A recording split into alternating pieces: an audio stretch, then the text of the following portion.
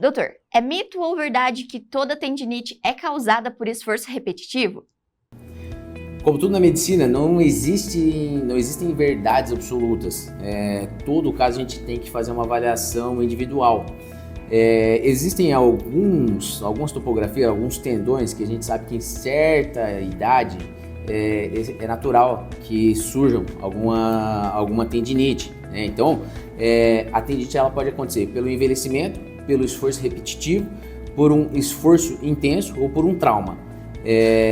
Mas em alguns casos, dependendo do contexto e da idade do paciente, é verdade sim, a tendinite pode ser causada pelo esforço repetitivo, mas é claro, em todos os casos devem ser analisados de uma maneira individual. Muito obrigada, doutor. E agora nós vamos falar sobre a diabetes. A diabetes é uma doença que, segundo a Sociedade Brasileira de Diabetes, afeta mais de 20 milhões de brasileiros, colocando o Brasil como o 6º país no ranking mundial de pessoas com diabetes. E para explicar sobre os cuidados com essa doença, eu gostaria de agradecer a presença do endocrinologista do São Lucas Hospital Center, Dr. Eduardo Tedesco. Seja bem-vindo, doutor. Obrigado, Gabi. Obrigado pelo convite. E hoje nós vamos falar sobre diabetes, que é uma doença muito conhecida e que também é motivo de muita conversa sobre esse assunto, né, doutor? Muitas dúvidas a respeito. Eu gostaria que o doutor começasse explicando pra gente, então, dando esse contexto, como eu sempre faço, do que é diabetes. Ok. A pergunta boa, né? O que é diabetes? Então, diabetes ela é uma doença heterogênea, mas que leva ao aumento da nossa glicose, do nosso açúcar sanguíneo, em níveis acima do que o nosso corpo consegue tolerar. Isso decorre devido à falta de insulina, da liberação ou da produção de insulina, ou da sua ação periférica nos nossos órgãos e tecidos. Certo, então, quando a gente fala sobre essas alterações, nós temos 2 tipos de diabetes, né, doutor, que é conhecido. Doutor, poderia explicar um pouquinho, então, as diferenças de cada uma delas, para a gente entender? Sim. A classificação de diabetes leva em consideração, então, a fisiopatologia, e a gente tem aí, na verdade, até mais tipos, né? Então, classicamente, a gente tem o diabetes tipo 2, que é o mais prevalente na nossa população, o diabetes do tipo 1, que é aquele que classicamente começa em crianças e que precisa de insulina desde o início, que a gente muitas vezes encontra também, né? E aí existe o diabetes gestacional, que é aquele que acontece nas pacientes gestantes e que antes não tinha diabetes, e existe uma classificação chamada de outros, né? Dentro desse outros aí é aquela condição onde o paciente adquiriu algum problema que fez parar a produção de insulina, como, por exemplo, um trauma abdominal que machucou o pâncreas, então ele acabou sendo retirado do corpo e a pessoa não produz mais insulina, ou uma pancreatite que levou a uma destruição do pâncreas, né, que daí não é nem diabetes tipo 2, nem tipo 1, mas simplesmente o paciente perdeu o órgão, né, e ele acaba ficando diabético. Certo, doutor. Então, não são 2 tipos, são vários tipos. E quais seriam as características, então, da diabetes tipo 2 para a diabetes tipo 1? O que diferencia cada uma delas? Sim. O diabetes tipo 2, tá? Se a gente levar em consideração um universo onde só tem a diabetes tipo 2 tipo 1, o diabetes tipo 2 ele é 90% dos casos. E ele acontece principalmente em pessoas adultas, pessoas com fatores de risco, então sedentarismo, obesidade, dieta irregular, hipertensão, dislipidemia. E normalmente ele está muito associado à genética, muitas vezes tem histórico na família de outros pacientes com diabetes.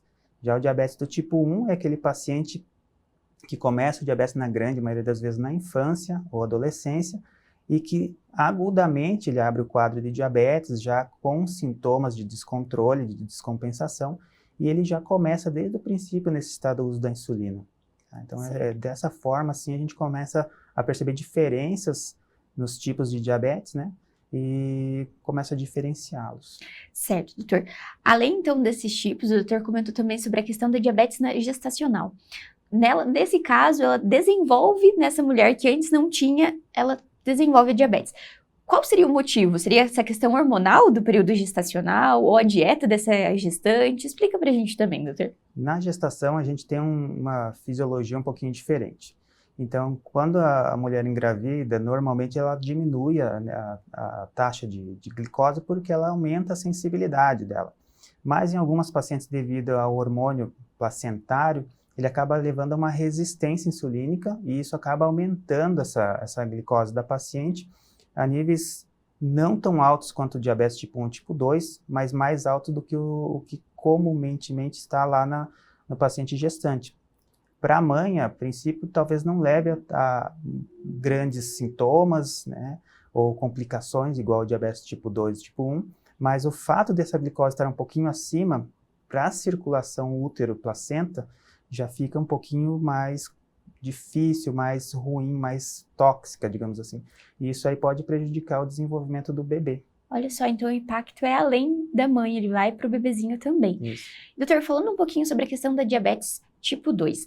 Então, o doutor comentou sobre a questão da predisposição, no caso do tipo 1, mas existem então casos que esse paciente ele não tinha diabetes e ele desenvolveu ao longo da vida, ou então esse fator genético ele é muito importante também no caso da diabetes no paciente. Sim, o diabetes tipo 2 está altamente relacionado à questão genética, além dos fatores de risco, e a gente vê isso aí em vários estudos, até de comunidades mais fechadas, que quando você abre os estudos, você percebe que 90% das vezes os pacientes que tinham predisposição em comunidades fechadas, então essa população está com diabetes tipo 2. E muitas vezes relacionado à obesidade, né? A obesidade aumenta uma propriedade chamada resistência insulínica.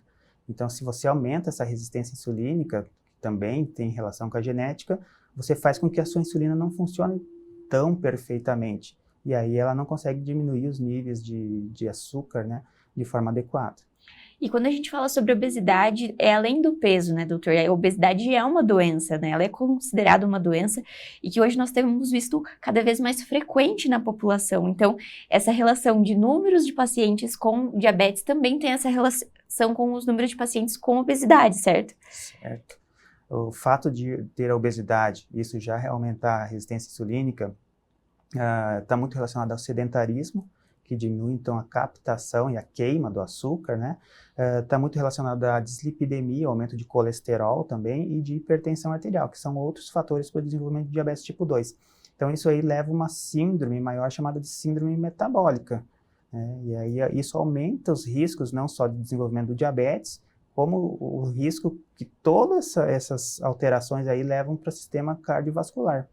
Certo, e essa é uma pergunta que a gente vai levar mais para frente, porque essas comorbidades acabam afetando todo o restante desse paciente, né, doutor? Mas antes eu gostaria de falar com o doutor uma dúvida que eu vejo muito frequente, é sobre sintomas de diabetes. Existem ou não sintomas? Alguns casos falam que é uma doença silenciosa, mas então como seria feito o diagnóstico, caso ela não apresente sintomas? Tá. Primeiro, então, assim, com relação a sintomas, o diabetes, na grande maioria das vezes, ele é assintomático. O paciente não vai sentir dor, não vai sentir nada. Motivo pelo qual o diabetes tipo 2 às vezes leva anos para ser diagnosticado. Às vezes a pessoa já tem diabetes, nunca sentiu nada, não descompensou até o momento o diabetes e às vezes ele está passando na rua e teve lá uma barraquinha que estava medindo a glicose dos pacientes, ele passa lá e mede e de repente ele se assusta que está com a glicemia muito elevada. E a partir dali ele vai procurar auxílio para fazer diagnóstico. Então isso é verdade, isso acontece. E o diabetes ele só vai apresentar sintomas na hora que ele tem a descompensação. Que daí, assim, no diabetes tipo 2, ele já esgotou a quantidade de insulina que esse pâncreas conseguia produzir, ou quanto ele conseguia ainda vencer essa glicose, e aumentou tanta resistência insulínica que agora ele não consegue mais manter. Nessa situação, o corpo não está mais utilizando açúcar, então ele vai precisar usar outros métodos para manter a energia. E aí o paciente começa a ter muita sede, a urinar bastante, várias vezes no banheiro, perder peso, aumenta a fome, sempre na intenção do corpo buscar energia de alguma outra situação, ou seja, do alimento, ou seja, consumindo o próprio corpo. Aí ele faz os sintomas. Certo. E essa questão, o paciente começou, no caso mais extremo, sentir esses sintomas, ele também pode ser muitas vezes associado a outras doenças, né, doutor? Porque ela acaba não passando pela cabeça de primeira que esse paciente está com uma diabetes. E às vezes em casa a gente pensa assim, não, é alguma outra coisa. E isso leva ainda mais tempo para o diagnóstico, certo? Leva mais tempo, só que quando ele começa a ter sintomas de descompensação, às vezes ele para no hospital. E aí é ali que a enfermeira vai lá medir a glicose dele e aí já fala, nossa, mas deu aqui 400, 500, será que ele não era diabético? E aí começa a se suspeitar, né? Essa investigação. E, doutora, a questão a gente falou um pouquinho do diagnóstico e essa questão da medir, furar o dedinho que a gente conhece, né? Esse é o único método de acompanhamento da glicemia, ou hoje a gente já consegue ter outros métodos de monitorização também desse paciente? Isso. É uma pergunta interessante, porque isso é um motivo, às vezes, do paciente ter dificuldade de seguir o diabetes, né? Sim, o mais clássico é medir pelo dedinho, né? Você vai lá, fura o dedo e coloca a fitinha, né? E mede pelo glicosímetro. É disponível isso aí pelo SUS, né? Gratuito. Mas existem outros métodos, né? Hoje a gente tem tecnologia nessa área que nos dá aí a possibilidade de não ter que ficar furando o dedo, né? E o mais comum são a automonitorização em tempo real, que a gente chama, né? Hoje a gente tem aparelhos aí que você coloca um adesivo, né, que é um sensor no braço, ele vai medir daí não a glicose do sangue, mas sim a glicose debaixo da pele, do interstício, né? E aí você só aproxima o celular e ele já manda por Bluetooth. Então você pode medir quantas vezes você quiser no intervalo, pelo menos de 5 minutos, e ele vai te dando de tempo em tempo quanto está dando a sua glicose. Que bacana, então já existem novas formas também desse acompanhamento. E, doutora, agora falando sobre a questão do tratamento da diabetes. Então, é necessário a insulina para todos os pacientes ou ele vai variar de acordo com o tipo da diabetes? Isso. Primeiro, para diabetes do tipo 1, normalmente, como a doença já começa com a falha do pâncreas, a gente vai precisar repor a insulina, senão o paciente não tem condição de produzir. Já para o diabetes tipo 2, que é a maior parte dos pacientes, a gente vai ter que ver que estágio ele está do diabetes, quanto que esse pâncreas ainda está funcionando, né? Mas, de forma geral, a grande maioria dos pacientes consegue se manter muito bem com os hipoglicemiantes orais, medicamentos via oral mesmo, né? Associado aí a uma modificação do estilo de vida. A dieta adequada, uma atividade física, a perda de peso, controle da pressão arterial, controle do colesterol, e isso traz um bom controle glicêmico, muitas vezes aí deixando o paciente com um risco muito, muito baixo de evoluir com complicações. E quando a gente fala sobre a questão do tratamento, também acho que é uma dúvida aqui recorrente. Existe cura para o diabetes ou ele é somente esse tratamento a longo prazo desse paciente, doutor? Cura do diabetes a gente não tem. Porque a gente tem que entender que quando a gente abre o quadro de diabetes, a gente já tem um comprometimento pequeno ou grande da quantidade de células produtoras de insulina e isso não vai voltar a proliferar, a melhorar, né? Então você já vai ter o diabetes. Agora sim, a gente tem o controle do diabetes e em alguns casos a gente pode ter até a remissão do diabetes, que é quando o paciente controla tão bem a ponto de você poder ficar até sem medicamento. Mas você vê que nesses pacientes, se ele ganhar peso, se ele ficar sedentário, ele vai voltar a subir a glicose. Então, assim, cura não tem. A gente tem remissão dos casos e controles bem adequados. E esse paciente, ele precisa fazer essa monitorização constante, doutor? Então, todos os dias, ao longo do dia, como que seria também essa questão? Com relação à monitorização, ela é mais indicada para pacientes usuários de insulina. Então, pacientes que fazem o uso só de hipoglicemia oral para tratamento, não há necessidade de ficar fazendo a automonitorização todo dia. Se ele fizer uma vez por semana, já é bem interessante. Agora, pacientes com necessidade de insulina, aquele paciente com diabetes tipo 2, que já passou pelo tratamento com hipoglicemiantes orais por longas datas e realmente ele já tem 20, 30 anos de doença que precisa agora da reposição de insulina, esse aí e o paciente com diabetes tipo 1, aí sim merece a monitorização. Por quê? Por causa da variabilidade do açúcar, né? E o risco de hipoglicemia maior. Doutor, agora falando sobre a questão do tratamento da diabetes. Então, é necessário a insulina para todos os pacientes ou ele vai variar de acordo com o tipo da diabetes? Isso. Primeiro, para diabetes do tipo 1, normalmente, como a doença já começa com a falha do pâncreas, a gente vai precisar repor a insulina, senão o paciente não tem condição de produzir.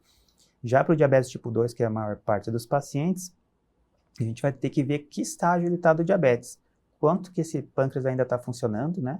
Mas, de forma geral, a grande maioria dos pacientes consegue se manter muito bem com os hipoglicemiantes orais, medicamentos via oral mesmo, né? Associado aí a uma modificação do estilo de vida.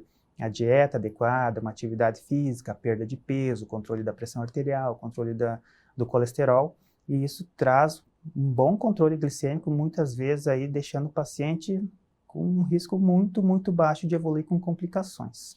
E quando a gente fala sobre a questão do tratamento, também acho que é uma dúvida aqui recorrente. Existe cura para o diabetes ou ele é somente esse tratamento a longo prazo desse paciente, doutor? Cura do diabetes a gente não tem, porque a gente tem que entender que quando a gente abre o quadro de diabetes, a gente já tem um comprometimento pequeno ou grande da quantidade de células produtoras de insulina e isso não vai voltar a proliferar, a melhorar, né? Então você já vai ter o diabetes. Agora sim, a gente tem o controle do diabetes e em alguns casos a gente pode ter até a remissão do diabetes, que é quando o paciente controla tão bem a ponto de você poder ficar até sem medicamento. Mas você vê que nesses pacientes, se ele ganhar peso, se ele ficar sedentário, ele vai voltar a subir a glicose. Então, assim, cura não tem. A gente tem remissão dos casos e controles bem adequados.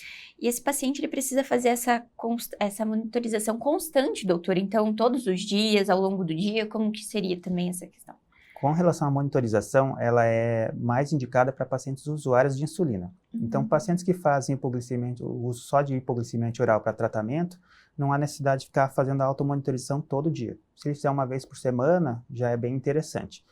Agora, pacientes com necessidade de insulina, aquele paciente com diabetes tipo 2, que já passou pelo tratamento com hipoglicemiantes orais por longas datas e realmente ele já tem 20, 30 anos de doença que precisa agora da reposição de insulina, esse aí e o paciente com diabetes tipo 1, aí sim merece a monitorização. Por quê? Por causa da variabilidade do açúcar, né?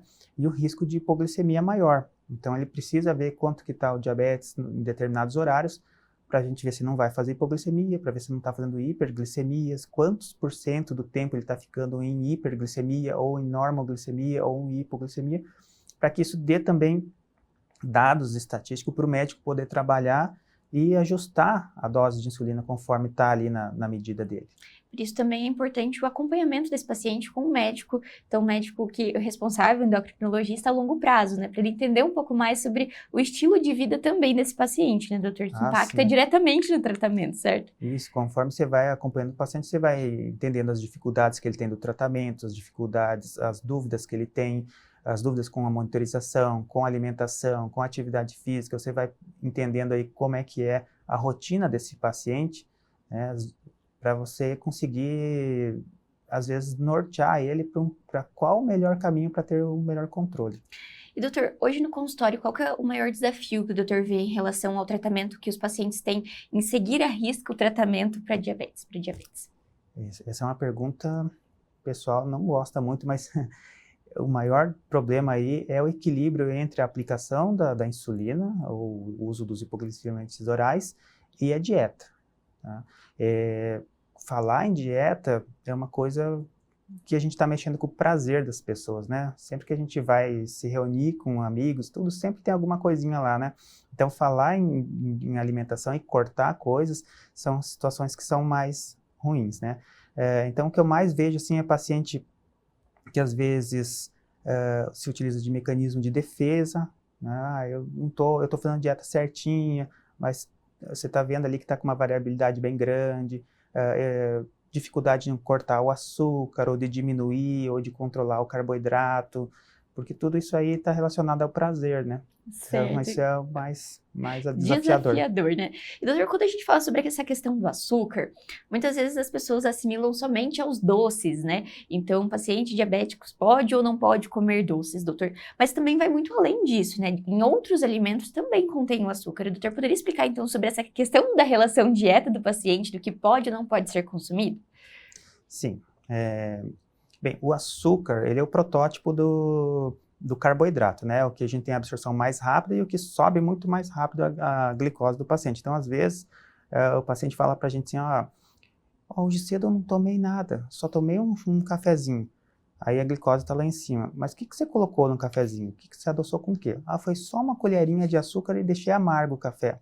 Você vê que aquele pouquinho de açúcar já faz um estrago, né? Então, assim, açúcar é o que vai mais subir, mas como você colocou, existem outros alimentos aí que têm açúcar, né? Que são os carboidratos de outras formas, né? Então, os carboidratos complexos, que a gente chama, né? As massas, eles precisam ser quebrados no nosso organismo para ser absorvido. Então, a tendência é de subir menos do que o açúcar comum. Mas sobe, né? Então, isso vai depender de quanto você vai também comer. Mas lembrando aí que arroz, feijão, farinha, mandioca, macarrão, tudo isso aí vira açúcar. Quando você vai fazer a sua refeição, por exemplo, na hora do almoço, é interessante você selecionar o que você vai pôr no prato. Vou colocar arroz, vou colocar macarrão, vou colocar farinha, vou colocar polenta, né? Então você vai selecionar um dos carboidratos e colocar em pouca quantidade, né? Você pode usar, mas em pouca quantidade, vai levar em consideração quando você vai se alimentar. E no restante do espaço do prato ali, então você vai ter que colocar fonte de proteína, por exemplo, alguma carne, seja frango, seja carne vermelha, fonte de fibras, né? Então verduras, os legumes também que são importantes, né? Mas evitar de misturar carboidratos. Em caso, quando esse paciente quiser, então, comer um docinho também, ele precisa ter esse balanceamento da dieta para que ele possa fazer essa ingestão, doutor? Então, não pode, de jeito nenhum. A resposta aqui seria depende. Então, assim, eu sou um paciente que eu estou muito bem controlado. Tenho meus níveis glicêmicos muito bons, estou bem, não tenho doença crônica causada pelo diabetes. No domingo eu posso dar uma beliscada lá, um pedacinho de pudim? A gente não vai falar não, isso não é o motivo de estar descontrolando o diabetes. Agora não, eu sou um paciente que estou com meus exames bem fora das metas, e já tenho complicações, não vou dar chance por azar. É uma situação que eu tenho que ter consciência de que é melhor eu evitar. Tá? Então, depende da condição que você está, né? E essa questão da consciência, eu acho que também, que nem o doutor disse, é desafiador, né? Fazer com que o paciente entenda que a gente está falando da vida dele, da qualidade de vida dele a longo prazo, não só daquele momento, né, doutor? Sim, exatamente. E falando sobre as complicações que o doutor citou, quais seriam elas, doutor? Então, se esse paciente não trata corretamente a diabetes, o que poderia acontecer com esse paciente? Isso, então assim, o que é interessante entender é que o açúcar, a partir de uma determinada taxa, ele se torna tóxico para nossas artérias, nossas veias. E a gente tem que entender que o diabetes, ele está ali, o açúcar está circulando por tudo. Então a gente faz uma doença vascular. De toda forma a gente vai levar a uma doença vascular, seja ela de pequenos vasos ou de vasos maiores. Então quando a gente está falando de pequenos vasos, a gente pode fazer uma lesão aí dos vasinhos que estão lá passando do lado dos nossos nervos. E a gente começar a perder a sensibilidade da perna ao longo do tempo, de forma gradual, às vezes sem a gente perceber. Ou de vasos pequenininhos, como lá da retina, onde pode levar sangramento ou descolamento da retina, né? Isso pode levar a comprometimento da visão. Ou de vasos maiores, como os vasos próprios da perna, onde a pessoa às vezes começa a abrir feridas por falta de vascularização. Ou então de vasos do coração, onde é um dos grandes problemas aí para o infarto do miocárdio, né? Sempre a gente pede a avaliação do cardiologista para o paciente com diabetes, ou do cérebro, né, o risco do AVC. Então, a gente também não pode esquecer aqui dos rins, que é uma das maiores causas de hemodiálise hoje, é diabetes e hipertensão arterial, né? Certo. E a gente vê, geralmente, ela nunca está sozinha, né, doutora? O paciente, ele nunca tem só diabetes, ele tem sempre alguma outra doença, algum outro caso junto. E acaba afetando também no tratamento, né? Porque hoje nós já conversamos em várias entrevistas que os doutores apresentaram a diabetes como uma comorbidade e uma dificuldade para o tratamento de outras doenças, restrições, né? Isso também é muito importante ser dito, né, doutora? Esse paciente, ele tem que ter um cuidado também diferenciado em diversas outras especialidades, em diversas outras doenças, certo? Certo. O diabetes é uma doença, assim, que eu converso com os alunos da faculdade, né? Não é só o endocrinologista que precisa saber. Além de tão prevalente como ela está inserida em todas as outras especialidades, né? O vascular vai estar sempre preocupado com o diabetes, o cardiologista vai estar preocupado se tem diabetes, o neurologista vai ter preocupado se tem diabetes, o anestesista vai estar preocupado se tem diabetes para poder fazer um bom controle durante a cirurgia, o cirurgião vai estar preocupado se a cicatrização vai acontecer ou se não vai abrir uma complicação aguda do diabetes durante o ato operatório, né? O pediatra com as crianças que desenvolvem diabetes tipo 1. Então é uma doença em que é tão prevalente e que traz tantas complicações de outras áreas que todo mundo fica de olho, né? que a gente precisa reforçar e levar isso adiante, porque muitas vezes talvez não se dê a devida importância para essa doença, justamente por ser silenciosa. Então o paciente, tá tudo bem, e vai levando, mas, então, como o doutor disse, precisa ter essa atenção.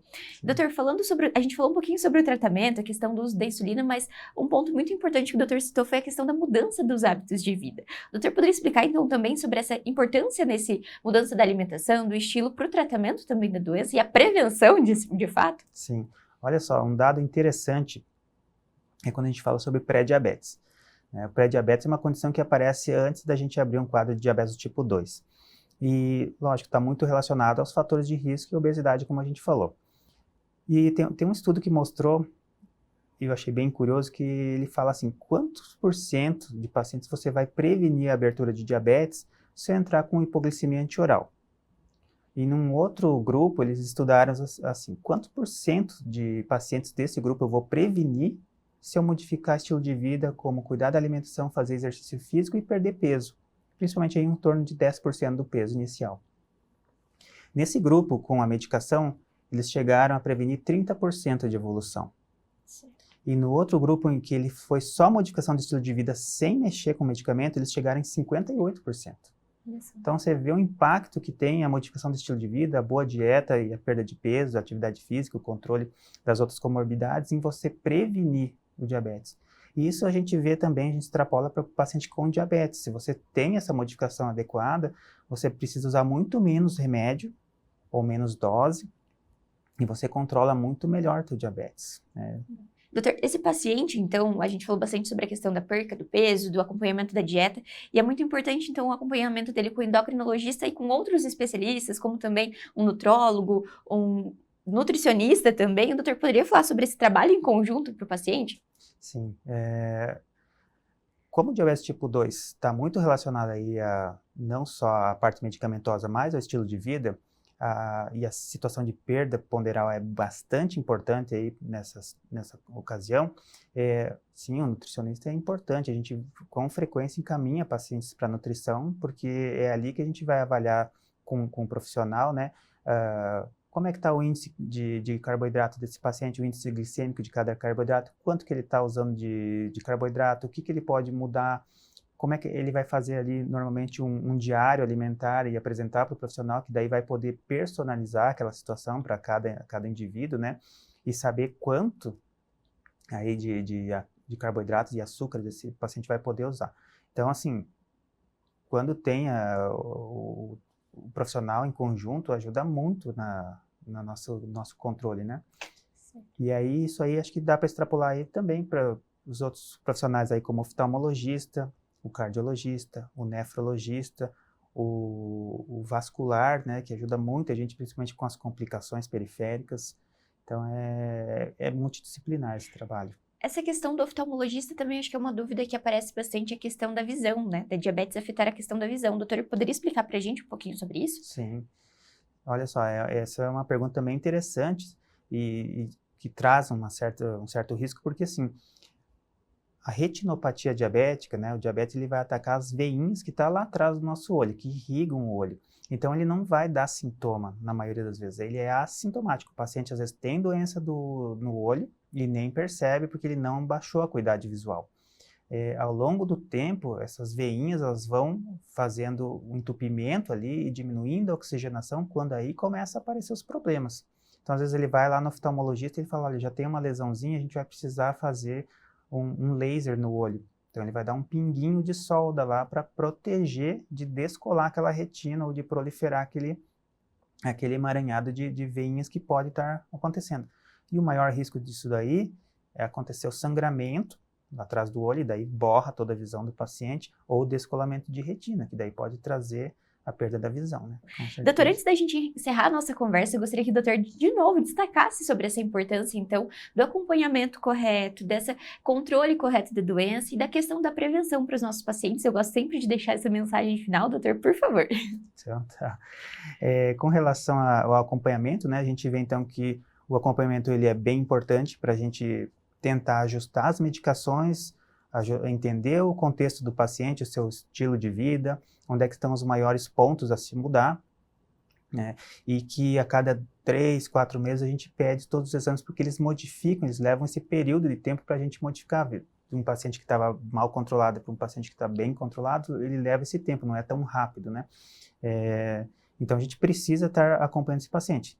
Esse acompanhamento a gente também vai ver se existe alguma complicação, né? A gente vai fazer as avaliações renais, as avaliações do olho, a parte cardiológica, dos membros inferiores, para ver se já existe alguma situação de risco para esse paciente e já planejar a prevenção, né? Então, a proteção plantar desse paciente, entrar com medicamentos que protejam o rim, que protejam o coração, desse paciente é bem importante. E assim, o que fazer para prevenir?